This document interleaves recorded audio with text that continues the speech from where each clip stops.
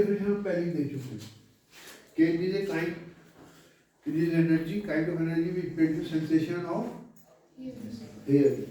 तो आसान डेफिनेशन जो लाइट की सेंसेशन और विजन पैदा करता है उसे लाइट कहते हैं। जो सेंसेशन जो the kind of energy which is detected by our sense of touch वो हीट कहलाती है। कैसे बनती है? ये गर्म है ठंडा कैसे दिखते हैं? हाथ डाल के देखते हैं, हल्का सा टच करके देखते हैं, समझ में आई नहीं आएगी? तो हीट जो हमारे टच से जो एनर्जी महसूस होती है वो हीट है। बहरहाल कम टू दिस पॉइंट। अब ये सुबह साउंड पैदा कौन करता है? साउंड पैदा कैसे होती है? तो उसका सीधा से sound is produce by vibrating objects by. अब वाइब्रेशन किसे कहते हैं? हाँ क्या कहते हैं vibration? Continuous to and fro motion, to and fro motion इस है ना वो produce that produce sound. Continuous flow and fro motion produce क्या? साउंड।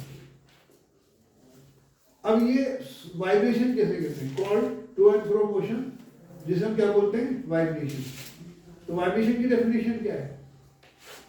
एन ऑब्जेक्ट विच उसकी हर ऑब्जेक्ट की एक मीन पोजीशन होती है जहां पे वो रुकता है। जैसे मिसाल के तौर पे आप कोई पेंडुलम बांध के लटका दें तो वो यहाँ सेंटर पे आके रुक जाएगा, ये जमीन है बीच में आएगी, ये इसकी मीन पोजीशन है जहाँ रुका हुआ है। जैसे एक तार है, आपने उसके दोनों एंड को आपने बांध दिया टाइट करके, ठीक है? अब ये इस पोजीशन पे आके रुकेगा। इसको अगर फोर्स लगाएंगे ऊपर ले आके छोड़ेंगे तो ये ऐसे ऊपर आएगा और फिर वो ऐसे नीचे जाएगा। ये मीन पोजीशन है जहां पे वो रुकता है, जहां वो स्टेशनरी पोजीशन पे आगे रुक जाता है। तो then object when goes on both the sides of this mean position and comes back to the mean position again. Then an object goes on both the sides of the mean position and comes back to the mean position again. तो उसको कहते हैं vibrate कर रहा है। That we say that object is vibrating. और एक complete vibration कब कहलाती है? When an object goes on both the sides and comes back to the कौन सी position? Mean position. Then we say it is one complete vibration. अगर सिर्फ एक तरफ एक्सट्रीम पोजीशन पे गया है तो वो 1/4 वाइब्रेशन है। पलट के मीन पोजीशन पे आ गया वो हाफ वाइब्रेशन हो गई। फिर दूसरी तरफ भी एक्सट्रीम पोजीशन पे चला गया वो 3/4 हो गई। फिर वापस आ गया मतलब 1/4 1/3 होती है। So an object goes on both the sides of its mean position and comes back to its base position, then it is said that it is one complete vibration. और जितनी वाइब्रेशन होती है उतनी वेव्स पैदा होती है medium में। अगर कोई ऑब्जेक्ट 10 दफा वाइब्रेट कर रहा है तो उसमें 10 कंप्लीट वेव पैदा होगी। कंप्लीट वेव की बात हो रही है। एक वाइब्रेशन एक कंप्लीट वेव पैदा करता है मीडियम के अंदर। तो continuous vibration of an object और continuous to and fro motion of an object that produce sound. अब हम कैसे बोल रहे हैं? इसका सबूत क्या है? What is its evidence? कई सारे एविडेंस हैं। एक एविडेंस ये है कि you take a tuning fork. Tuning fork जानते हैं आप क्या होती है? ट्यूनिंग फोर्क मेटल की वो होती है इस शेप में, यू शेप उसका वो होता है। इसकी ये फोर्क ये कहलाते हैं, इसके ये ट्यूनिंग फोर्क कहलाती है। ये इसका है। अगर हम इस ट्यूनिंग फोर्क को किसी रबड़ पे या हार्ड सब्सटेंस पे इसका एक साइड मारें तो ये आवाज देने लगेगी, हमें आवाज सुनाई देगी। हमें क्या पता नहीं वाइब्रेट कर रहा है नहीं कर रहा, आवाज तो सुनाई दे रही है। इसके मारते ही आवाज आने लगेगी। अगर हम इस ट्यूनिंग फोर्क को किसी पानी की सरफेस से टच करें, ना ऊपर तक पानी भरा उसकी सरफेस से उस हिस्से को टच करें जिसको हमने मारा था, तो वो पानी स्प्लैश आउट करेगा, यानी छींटे उड़ेगी पानी में से, ड्रॉप्स जो इधर उधर गिरेंगी जब जो ही आप टकराएंगे। और जो ट्यूनिंग फोर्क साउंड पैदा नहीं कर रही उसको अगर टच करेंगे कुछ भी नहीं होगा। वो ट्यूनिंग फोर्क का वो हिस्सा गीला हो जाएगा लेकिन जो कोई पानी उड़ेगा नहीं। इट विल नॉट मूव, जिसे कहना चाहिए फ्लैश आउट जिसे बोलते हैं, छींटे उड़ना, वो नहीं हुआ। बात समझ में आया? लेकिन अगर उसको वाइब्रेट करा के टच करेंगे तो बात चेंज होगी। एक सबूत तो ये है, नोट्स में आपको मिल जाएगा। दूसरा सबूत ये है कि आपने एक तार को, स्ट्रिंग को आपने दोनों सिरों पे, उसके एंड पे उसको किसी जगह टाइट, किसी सपोर्ट से इसको टाइट करके बांध दिया on both of its ends. एक स्ट्रिंग है या रबड़ है, उसके दोनों सिरों से आपने उसको टाइट करके बांध दिया। Then if you apply little force in the center and lift it and leave it, as soon as you will lift it and leave it, we will immediately start क्या listening sound, आवाज आने लगेगी। क्योंकि तार में क्या होता है, आप एक पतला सा ब्लेड जितना थिन ब्लेड ले लीजिए, उसको किसी टेबल के ऊपर अगर कोई छोटा सा छेद हो जहाँ वो फंस जाए, कोई उसका किनारा उसको फंसा दीजिए ऐसे करके। अब उसके एक सिरे को थोड़ा ऊपर के फ्री एंड को if you move it away from the centre and leave it, वो ऐसे वाइब्रेट करने लगेगा, और जो ही वो वाइब्रेट करेगा आवाज भी आने लगेगी, और जब आप उसको हाथ से रोकेंगे आवाज आनी बंद हो जाएगी। यही इसमें भी होता है वायर के अंदर, कि जब आप उसको हाथ से रोकेंगे तो जो ही ये रुकेगा अपनी मेन पोजीशन पे आके आवाज आनी। तो ये दो तीन मेथड है that we can prove that sound is produced by vibrations. The vibration से sound पैदा होता है, अगर वाइब्रेशन पैदा नहीं होगी तो साउंड भी पैदा नहीं होगा। बात समझ में आ गई? अब ये sound requires medium to propagate from one place to another. आगे पढ़ेंगे वेव के साउंड के मैकेनिकल वेव, और मैकेनिकल वेव उसे कहते हैं that wave which require medium to move from one place to, वो मैकेनिकल वेव कहलाती है। और बिना मैकेनिकल उस इसको कहते हैं रिक्वायरमेंट्स ऑफ मीडियम, वो सॉरी वेव जिसकी बेसिस जो होती है। इलेक्ट्रोमैग्नेटिक वेव को मीडियम की जरूरत नहीं है। इलेक्ट्रोमैग्नेटिक वेव में कोई जैसा सूरज से लाइट की किरणें आ रही है, रास्ते में बहुत बड़ा एरिया ऐसा पड़ता है जब कोई मीडियम नहीं है, लेकिन फिर भी लाइट आ रही है, तो light waves, heat waves, sound, microwaves, X rays, gamma rays, ये सारी इलेक्ट्रोमैग्नेटिक वेव्स कहलाती है, क्योंकि they don't require any medium to propagate from one place to another. Medium है नहीं है उससे उनको कोई फर्क नहीं पड़ता। ये जरूर है कुछ मीडियम से पास नहीं हो सकती, जैसे लाइट वेव है वो ओपेक ऑब्जेक्ट से पास नहीं होगी, ट्रांसपेरेंट होगा तो पास हो जाएगी। समझ में आएगी बात की? लेकिन एक्स रेज है वो मेटल की शीट से भी पास हो जाती है। लाइट पास नहीं होगी मेटल की शीट से, थिक मेटल की शीट हो, जैसे एल्यूमिनियम की शीट है, जो एक्सरे कराने जाते हैं तो मेटल की एक उसके अंदर वो फिल्म रखी होती है, ऊपर मेटल की शीट होती है ठीक। जब वो एक्सरे उसमें से पास होती है, वो फिल्म जो फिल्म होती है फोटोग्राफिक फिल्म, उसका अफेक्ट कर डालती है अपना, उसको वो आ जाते हैं, इमेज आ जाती है जिस ऑब्जेक्ट का एक्सरे ले रहे हैं।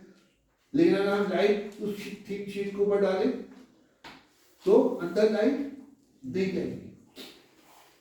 ये बात समझ में आएगी नहीं आएगी? तो ये जो है जैसे दो तरह की वेव हो गई, mechanical wave which require medium to propagate from one place to another, and those waves do not require medium from one place to another। दूसरी की खासियत ये होती है इलेक्ट्रोमैग्नेटिक वेव की कि ये 1 सेकंड में 3 लाख किलोमीटर चलती है। कितना?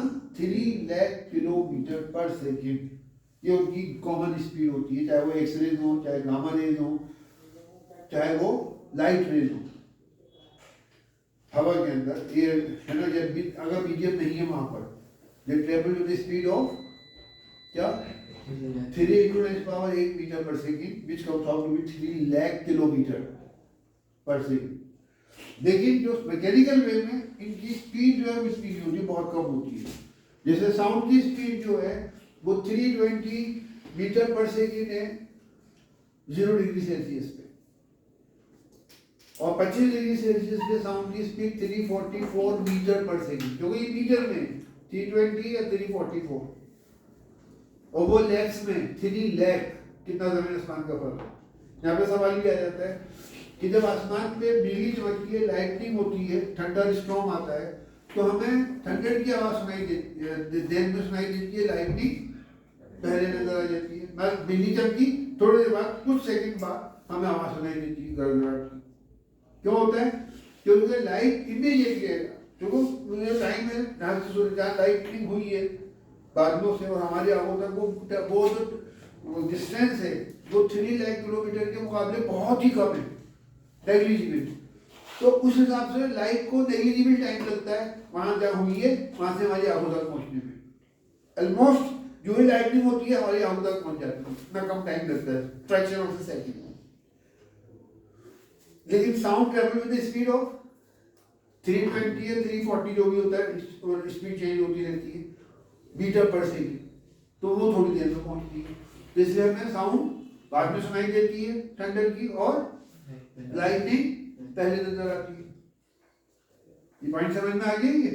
अब ये सवाल ये पैदा होता है कि साउंड वेव जो है मैकेनिकल वेव है, इनके लिए मीडियम की जरूरत है, कैसे साबित होगा?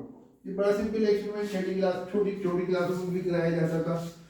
जब एक क्या नाम है ब्रिटेनिक इसमें इलेक्ट्रिक बेल फिट कर दी। क्या फिट कर दी? Electric bell. ये इलेक्ट्रिक बेल है, ठीक है। अब इसका ये एक उसमें फिट है, कहीं में गैस जार में, ये बेल जार कहलाता है। क्या कहलाता है ये?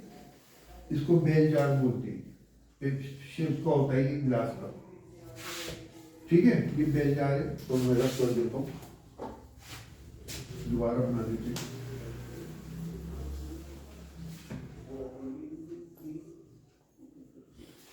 ये यहाँ पे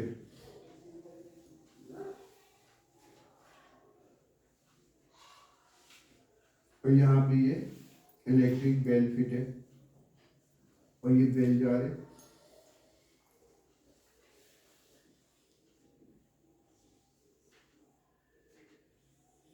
इस बेल जार, ये बेल जार बोलते हैं शीशे को। इसमें क्या चीज फिट है? एक मिनट, इलेक्ट्रिक बेल। इसको हमने रख दिया एक वैक्यूम पंप है, वैक्यूम पंप का प्लेटफॉर्म। वैक्यूम पंप जो होता है उसमें क्या होता है कि उसके अंदर जो होता है हवा, उस पंप को हम चलाते हैं तो अंदर की हवा बाहर निकल आती है। It's out all the air, जितनी भी अंदर आश्रित जो भी एयर होती है आहिस्ता आहिस्ता बाहर निकल जाती है, इसको वैक्यूम पंप कहते हैं। तो ये वैक्यूम पंप से, ये प्लेटफॉर्म से जुड़ा हुआ है। ये हिस्सा जो ये प्लेटफॉर्म है ना, ये किसको जा रहा है? ये टू वैक्यूम पंप। ये क्या है?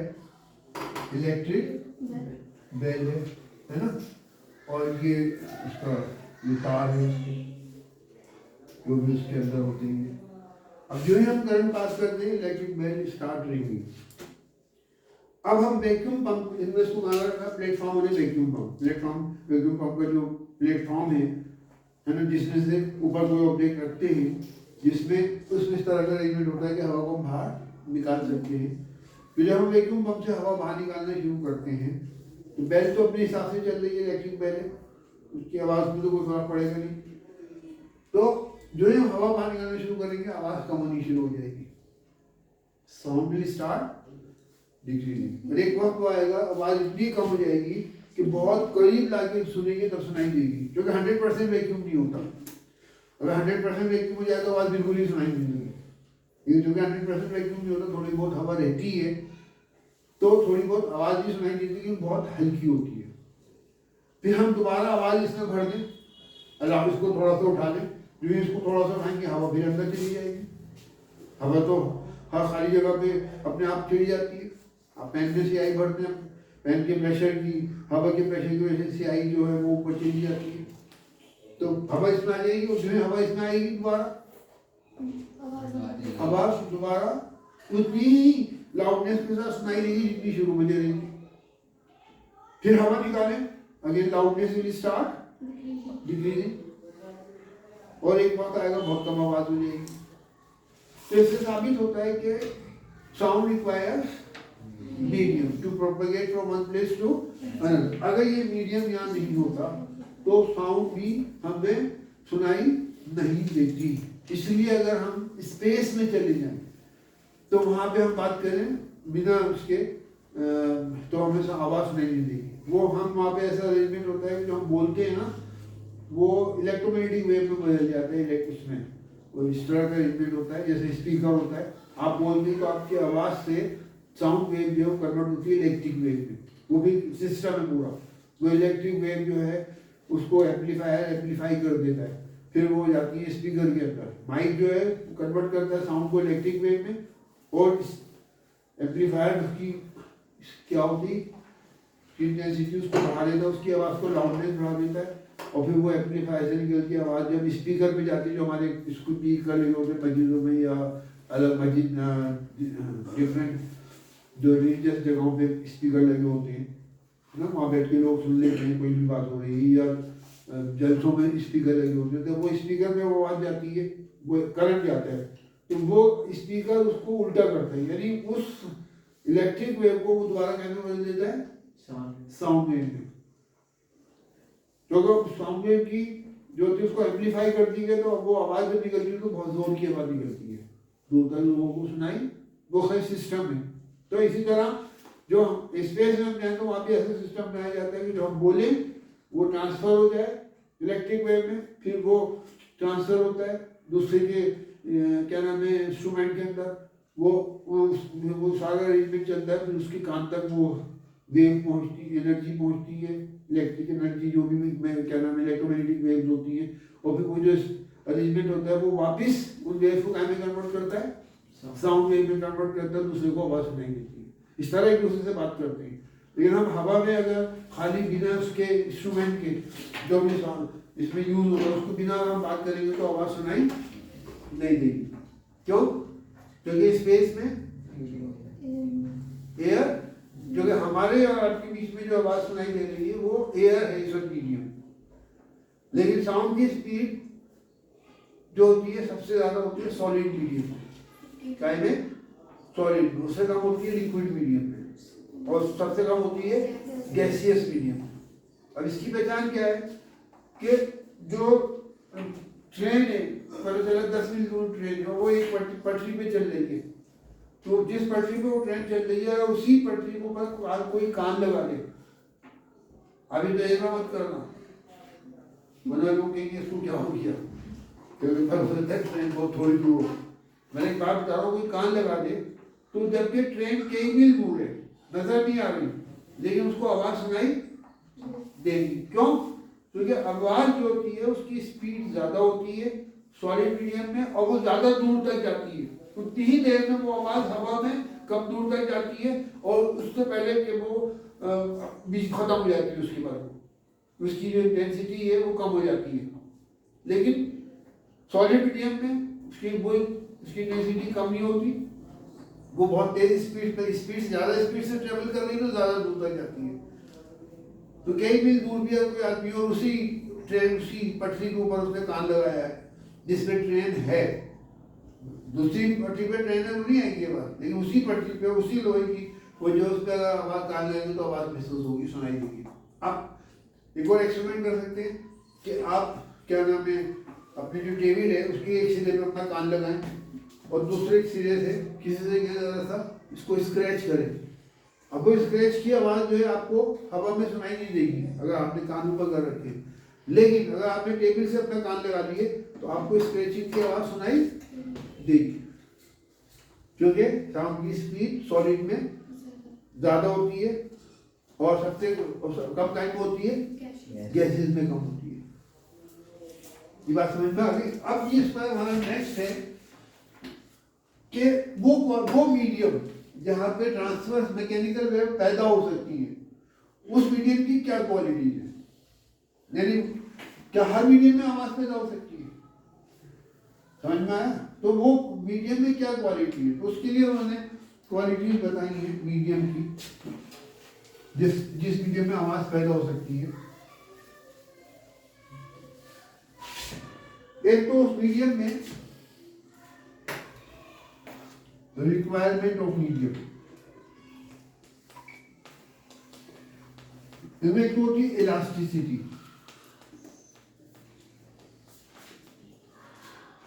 दूसरा उसमें होता है इनर्शिया, क्या होता है दूसरा इनर्शिया, और तीसरा फैक्टर होता है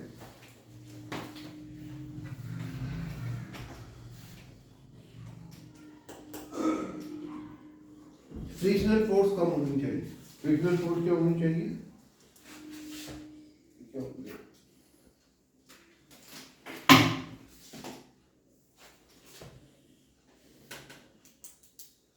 minimum frictional force, minimum friction.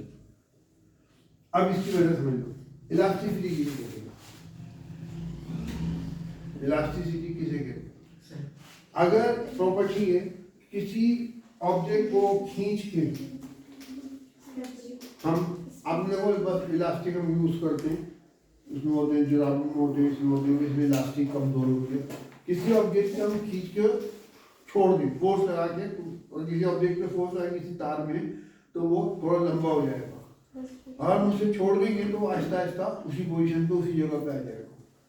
तो अपना ओरिजिनल साइज और लेंथ रीगेन कर ले आफ्टर डिफॉर्मेशन, फोर्स हटाने के बाद।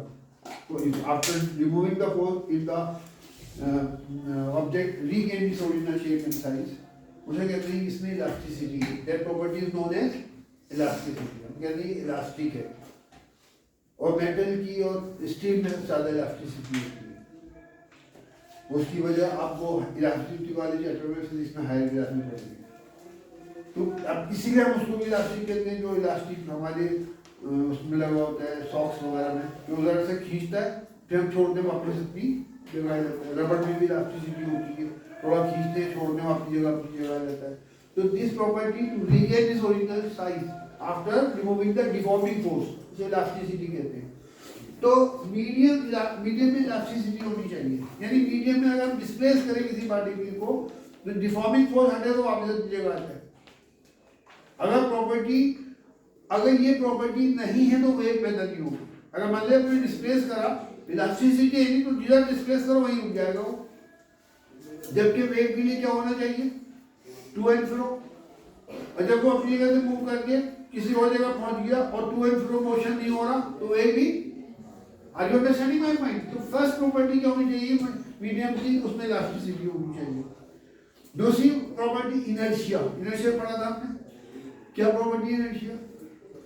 Not to change is state of rest और state of motion without external force. अगर कोई फोर्स नहीं लगी, कोई डिफॉर्मिंग फोर्स नहीं लगी, वो अपने आप ही अपनी पोजीशन चेंज कर रहा है, अपने आप ही मोशन में आ गया, या मोशन में खड़ा हो गया तो भी वेव पैदा। तो इनर्शिया होनी चाहिए, नहीं अपने आप चेंज ना करे, फोर्स लगे तभी वो क्या नाम है चेंज आनी चाहिए। और जब फोर्स हट गया तो, जब फोर्स नहीं लग रही तो चेंज। तो एक तो इलास्टिसिटी, जब वापस अपनी जगह आ जाए फोर्स हटने के बाद डिफॉर्मिंग फोर्स। दूसरे अपने आप शुरू ना हो, अगर स्टेट रेस्ट में तो रेस्ट में रहे, और अगर फोर्स लगी तो वो चेंज आए तो वो फोर्स तक चेंज नहीं रहना चाहिए। जब तक फोर्स लग रही है तब तक वो चेंज है, फिर वापस रुक जाए, फिर फोर्स हटने के बाद वो चेंज होना बंद हो जाए। इनर्शिया होना चाहिए, खुद ब खुद नहीं स्टार्ट होना चाहिए वाइब्रेशन, अब खुद ब खुद उसने मूव करना शुरू कर दिया। तीसरा फ्रिक्शन कम होना चाहिए। तो ये वेव कहाँ से पैदा हो? जो साउंड वेव है ना, वो वेव जब तक पैदा नहीं होगी, और wave to and fro motion को कहते हैं। अगर फ्रिक्शन ज्यादा होगा तो वो मूव ही नहीं करेगा पार्टिकल, और जब पार्टिकल मूव नहीं करेगा तो क्या वेव पैदा होगी? क्या कंपल्सरी है वेव के लिए?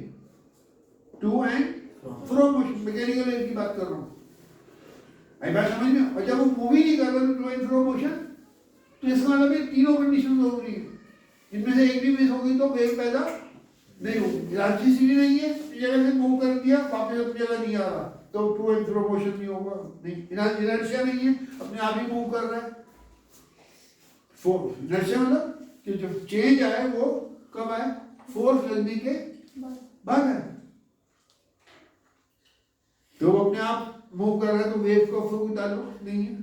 और तीसरा कि फ्रिक्शनल फोर्स क्या होनी चाहिए? मिनिमम होनी चाहिए, बहुत कम। फ्रिक्शन तो हर एक में होती है, ये वो कम से कम, क्योंकि अगर फ्रिक्शन ज्यादा होगी तो particle to and fro motion नहीं करेगा। तो what should be the requirement of the medium in which a mechanical wave can be produced? Elasticity, or the medium should have elasticity, the medium should have inertia, अपने आप move ना करे। और तीसरा the frictional force should be, if any one of these force in this property will be missing, wave पैदा नहीं होगी। ये पॉइंट समझ में आ गया आपके, क्लियर हो गया। अब उसके बाद हमारा आता है कि मैकेनिक वेव्स की जो वेव होती है उनकी कैरेक्टरिस्टिक्स कहते हैं, जिससे वेव पहचानी जाती है कि भाई ये फला चीज की वेव है, बहुत सी चीजें पहचान के लिए होती है ना, उनकी वो प्रॉपर्टीज कैरेक्टरिस्टिक्स कहलाती है। तो एक वेव को दूसरी वेव से डिफरेंशिएट कैसे करते हैं, तो उसमें वो तीन फैक्टर है। पहला, उस वेवलेंथ, अगर सेम वेव होगी तो उसकी वेवलेंथ भी सेम होगी, फ्रीक्वेंसी भी सेम होगी, वेव वेलोसिटी भी सेम होगी। और अगर वेव है कि खानदान की लेकिन सेम नहीं है, फर्क क्या होगा, या तो वेवलेंथ में, वेवलेंथ क्या होता है ये बताते हैं, या फ्रीक्वेंसी में या वेव वेलोसिटी में फर्क होगा। ये बात समझ में आया कि ये कैरेक्टरिस्टिक्स हैं जिनसे एक वेव को दूसरी वेव से डिफरेंशिएट करने, कोई भी फैक्टर बदल जाएगा तो वो वेव अलग मानी जाएगी, जिससे बदला है वो अलग मानी जाएगी।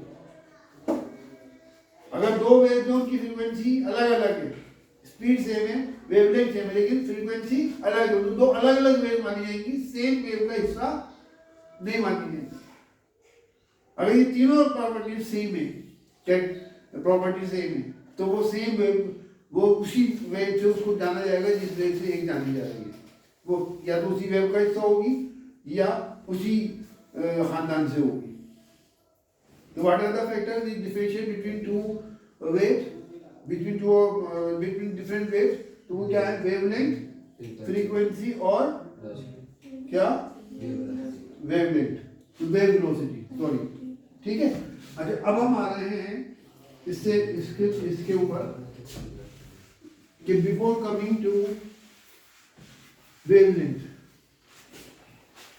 लेंथ ऑफ द वेव कहते हैं, इसी बहुत तीन चार डेफिनेशन है। एक डेफिनेशन है जो सब में अप्लाई हो जाएगी, एक खाली प्योर डेफिनेशन है मैकेनिकल वेव के लिए, एक प्योर डेफिनेशन है इलेक्ट्रोमैग्नेटिक वेव के लिए, एक डेफिनेशन है दोनों में अप्लाई हो जाएगी।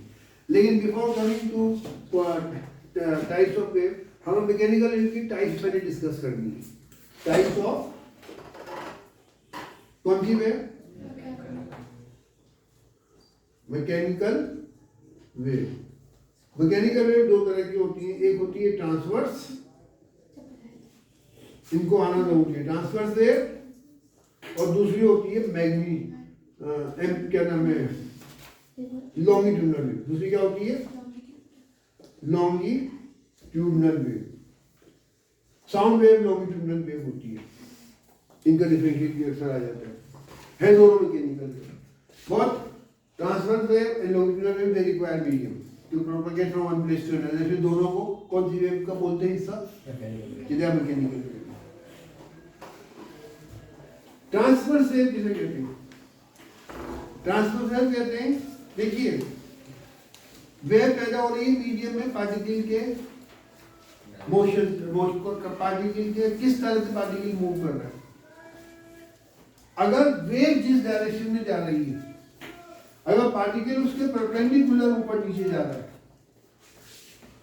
जैसे रस्सी है या आपका तार, गिटार का तार है ना, वेव तो ऐसे चलेगी, रस्सी है उसमें वेव ऐसे चलेगी, लेकिन आप रस्सी हिला रहे हैं तो उसके जो पार्टिकल जिसमें वेव, जिसकी वजह से वेव पैदा हो रही है, जो रस्सी के जो मॉलिक्यूल्स हैं जो भी आपके हाथ में है, वो कैसे जा रहे हैं, मूव करते हुए ऊपर नीचे, कैसे, ऊपर नीचे ऐसे। वो जो आपके हाथ में हिस्सा है, ये शेप आपको नजर आएगा, तो आपके हिस्से में वो ऊपर जा रहा है, ये आ रहा है, नीचे जा रहा है, तो उससे वेव पैदा हो रही है। वो जो बाकी हिस्सा है वो भी ऊपर जा रहा है, फिर सेंटर मीन पोजीशन पे आ रहा है, फिर नीचे जा रहा है, फिर ऊपर आ रहा है।